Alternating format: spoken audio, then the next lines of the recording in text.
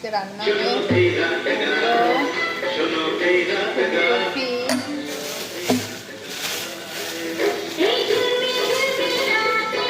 শিম দিয়ে, মুলো দিয়ে, বেগুন দিয়ে তরকারি,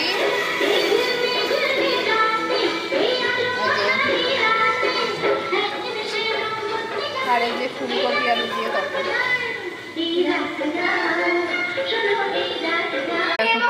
এই দেখো মিঠি কি করছে, কি মেখেছে দেখো। বল তোমার কি মেখেছিস? Face wash.